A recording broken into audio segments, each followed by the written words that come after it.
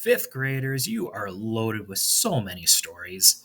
In this video, I'm going to show you how to find those stories using a technique called bird's eye view.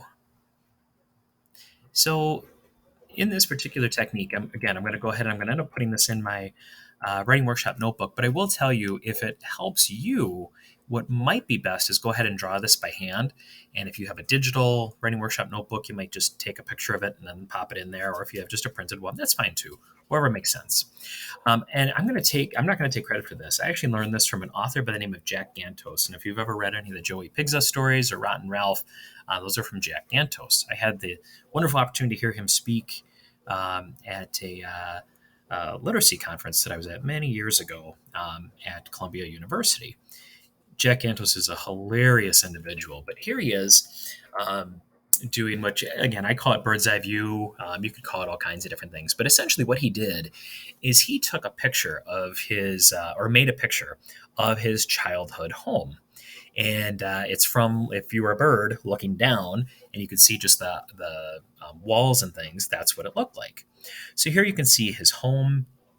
You can see some of the different people because he puts them in there. You can see some of his yard and some different elements of his yard, a tree, dog, all kinds of different things. Okay, so what he did then is, as he would go in and he would make little pictures or make a little note about something that he remembered from that particular space. So one of the examples that he had was this chair that he'd put in the refrigerator. Now, one of the things that's really, really important to know is that Jack grew up in many different places, but in this particular case, he was living in Florida. And part of the reason we know that is he told us the Everglades were close by, which are down in Florida. And he actually had some alligators that were nearby and some water. So he was in a very hot and humid place. They didn't necessarily have the greatest air conditioning when he was a little boy. So one of the things that he remembers doing very vividly is when it would get really, really hot is he'd take a chair and he'd put the chair right in front of the refrigerator, open it up, and then he'd put the chair as close as he could to that, and he'd just sit there with his head in the refrigerator until he'd cool off. So he started affectionately calling this particular chair that he'd pull from the table. You can even see there's a table missing here. You can see that he would call that his cold air chair. So that's one of the stories he loves to tell. Back over here in his room, he has a picture of a journal. And this is really important for Jack because Jack loves telling the story of journals, and that some people go and they buy a really expensive journal because they want to go ahead and do a lot of writing. And he says what they ended up being is a $30 dust magnet. He has hundreds and hundreds of those cheap little spiral notebooks, the little handheld like reporter ones. That's what he gets. He gets like the cheap little dollar ones, and anytime he has a story idea or a journal idea, he sticks them in there. He pulled out baggies and baggies full of these things, but he really started that back when he was a little kid.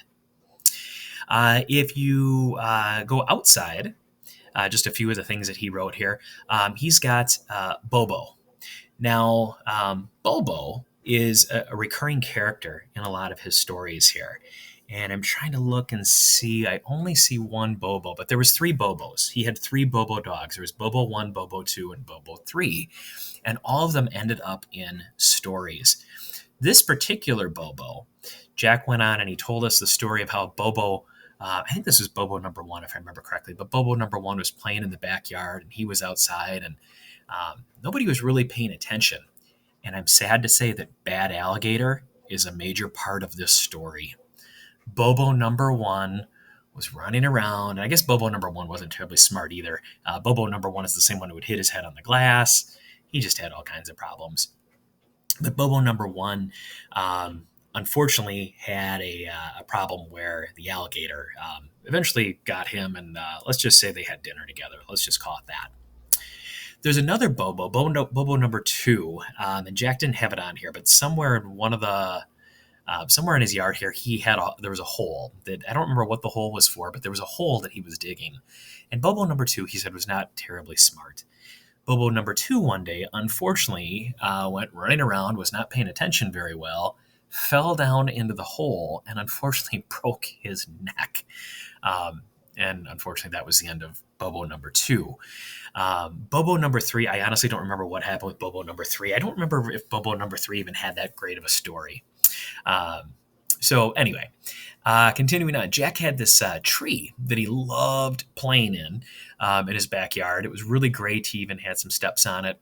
And he loved telling the story of climbing the tree. And one day, apparently, there was a cat that had gotten up there too. So he went up, and as he was trying to reach to grab the cat and help the cat, he slipped, fell out of the tree, and broke his arm. Yeah, Jack had kind of a rough time in his yard, safe to say. And as you look around at the rest of the map here, rather than me telling all of the stories, you can see just different things that he went and wrote, just things that he remembered from the yards or from the rooms. You can see all kinds of different little story ideas and people that are in here, just loaded with stories. You could do this for where you live now. You could do it for where you lived before. Maybe you have tons and tons of little stories of your room. I remember when I did this, I actually zoomed in on just my childhood bedroom. And I remembered I had things in this corner and stories from this corner and stories from under my bed and in the closet and all kinds of fun stuff.